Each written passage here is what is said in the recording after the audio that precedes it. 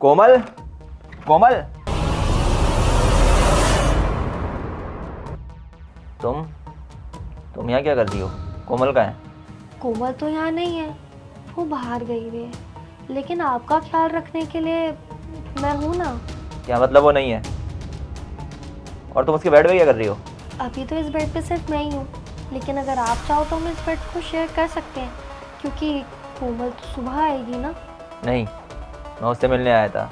मुझे मालूम नहीं था कि वो यहाँ पे नहीं है। उसने बताया नहीं मुझे कि वो घर पे नहीं होगी। हाँ, शायद वो बताना भूल गई होगी, लेकिन मुझे क्या लग रहा है आप शायद थके हुए हो। आप यहाँ बैठो ना, मैं आपको अच्छा फील करवा देती हूँ। चुप करो तुम। मुझे अगर पता होता कि कोमल यहाँ पे नहीं है तो मैं यहाँ नहीं आता। वो आए तो उसे बता देना कि शेखर आया था। अरे सुनो ना, क्या हो गया? आप बता क्यों नहीं रहे? मैं आपको अच्छी नहीं लगी क्या? वैसे आप टेंशन मत लीजिए, कोमल को मैं कुछ भी नहीं बताऊंगी। ये सीक्रेट सिर्फ आपके और मेरे बीच में ही रहेगा। कैसी दोस्त हो तुम?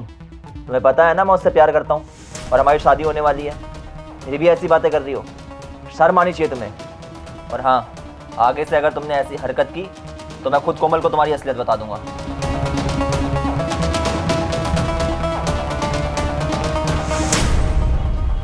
अरे यार कोमल, तेरा फियांसे तो बहुत ज़्यादा ही शरीफ है। अरे उसने एक बार भी पलट के मुझे नहीं देखा।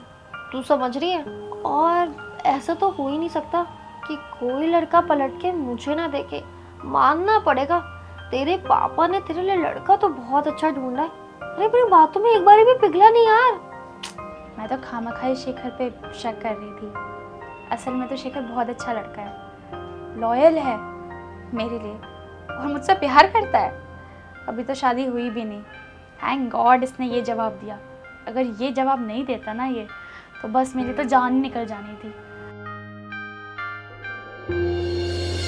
जी कहिए।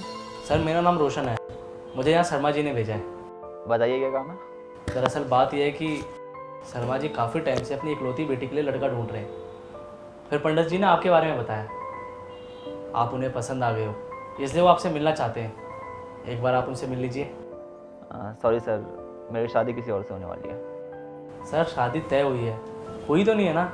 इकलौती बेटी है, करोड़ों की मालकिन। सर सोच लीजिए एक बार फिर। दहेज की कोई टेंशन नहीं है, उनके बाद तो उनकी सारी प्रॉपर्टी आपकी।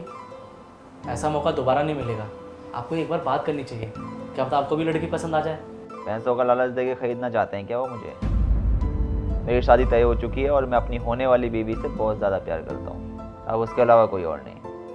जब उसके माँ बाप को मैं पसंद आ गया हूँ, मेरे घर वालों को वो पसंद आ गई है और सारी बातचीतें हो चुकी हैं, तो फिर मैं उन्हें धोखा कैसे दे सकता हूँ? और वैसे भी अगर पैसों के लिए धोखा दूंगा तो कल को इस लड़की से भी कोई बेहतर लड़की मिलेगी, पैसे वाली मिलेगी, तो इसे भी धोखा दे दूंगा। पैसों के पीछे नहीं भागना चाहिए सर, रिश्ते वजूद खो बैठते हैं। जा सकते हैं आप, मेरी शादी जहाँ होनी है वहीं होगी। ठीक है सर, जैसी आपकी मर्जी। उन्होंने तो मुझे बस ये बात बताने के लिए भेजा था, बाकी आपको जैसा ठीक लगे। जी जाइए, और आइंदा किसी का घर ऐसे तोड़ने की कोशिश मत कीजिएगा, प्लीज़ गो।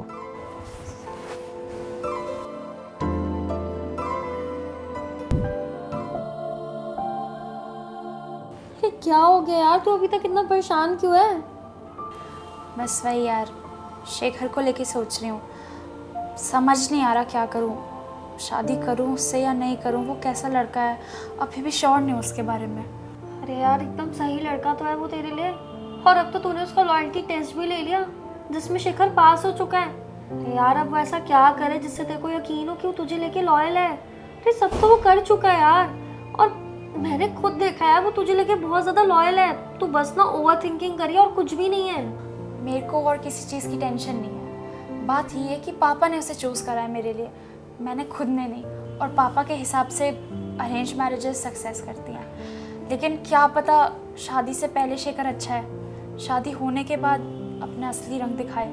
फिर क्या करूँगी मैं ये सोच रही हूँ। तो तू क्या चाहती है कि उसका हम फिर से टेस्ट लें? सोच तो वैसे मैं यही रही हूँ। कोमल वो बहुत अच्छा लड़का है। मैंने उसे बोला कि एक ऐसी लड़की का रिश्ता आया है जो बहुत पैसे वाली है, करोड़ों की संपत्ति है। उसने मना कर दिया। हीरा है हीरा शेखर, ऐसा लड़का दोबारा नहीं मिलेगा तुझे। हाँ यार, रोशन एकदम सही कह रहा है। वो तुझे लेके बहुत ज़्यादा लॉयल है और तू ओवर थिंकिंग कर रही है। ऐसा कुछ भी नहीं है। और अगर ऐसा कुछ होता तो तू तो मेरी दोस्त है, मैं तुझे क्यों नहीं बताती। देख, तेरी लाइफ है, तेरी मर्जी।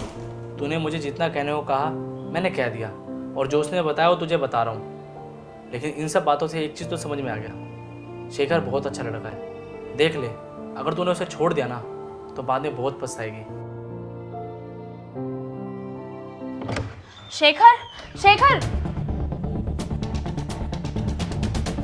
अरे कोमल, तुम अचानक? शेखर, मुझे तुमसे कुछ कहना है। मैं तुमसे शादी करूंगी, फाइनल।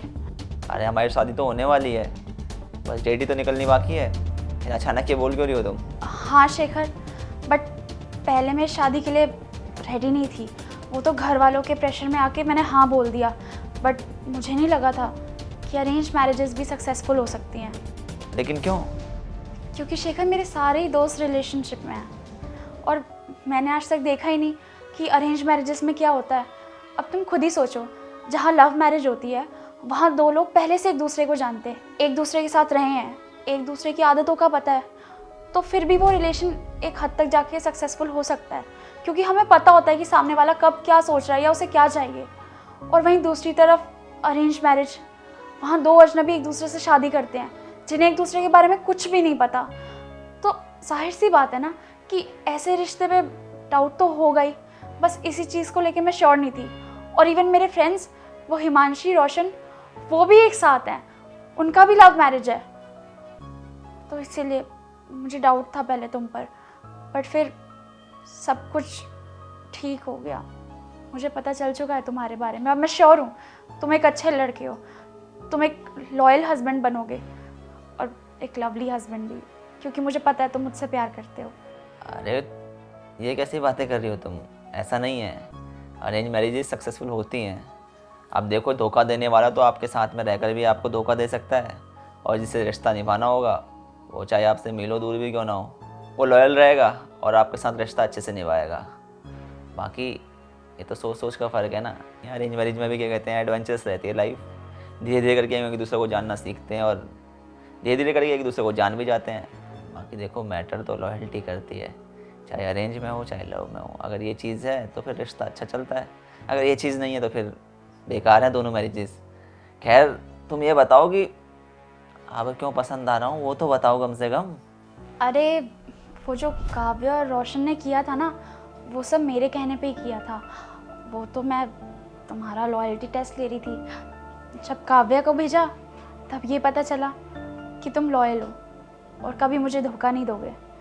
और फिर जब रोशन को भेजा तो तुम्हारे बारे में ये पता चला कि तुम्हारे लिए पैसों से ज़्यादा रिश्ते मायने रखते हैं। तो इसलिए मुझे पता चल चुका है कि तुम वर्थ इट हो। मैं तुमसे शादी करने के लिए तैयार हूँ और श्योर हूँ अब तुम्हारे बारे में। अब कोई डाउट नहीं है, तुम्हारे लिए रिश्ते पहले हैं और मुझे ऐसा ही लड़का चाहिए था अपने लिए। ओए, मेरी शादी हो रही है, मेरा एग्ज़ाम हो रहा है, मेरे को तो ये नहीं पता मेरा टेस्ट चल रहा था। अरे यार, तुम भी पता नहीं कैसे कैसे टेस्ट लेती रहती हो। चलो ठीक है, तुम्हें डाउट था ना, क्लियर हो गया। क्योंकि देखो, ज़िंदगी का सवाल है, तुम्हारी भी मेरी भी, इंसान को क्लियर होनी चाहिए चीज़ें। अब फाइनली सब कुछ क्लियर है ना, या फिर कोई 2-4 टेस्ट हैं तो प्रिपरेशन कर लेता हूँ मैं भी? नहीं नहीं, अब कोई टेस्ट नहीं लेना, अब श्योर हूँ। चलो ठीक है, अंत भला तो सब भला। आओ बैठो। ठीक है। तो यार, सबसे पहले तो आप लोग ये बताएं कि आप कौन सी मैरिज को ज़्यादा प्रेफर करते हैं, अरेंज या लव? देखिए, दोनों ही मैरिजेस अपने आप में बिल्कुल सही हैं।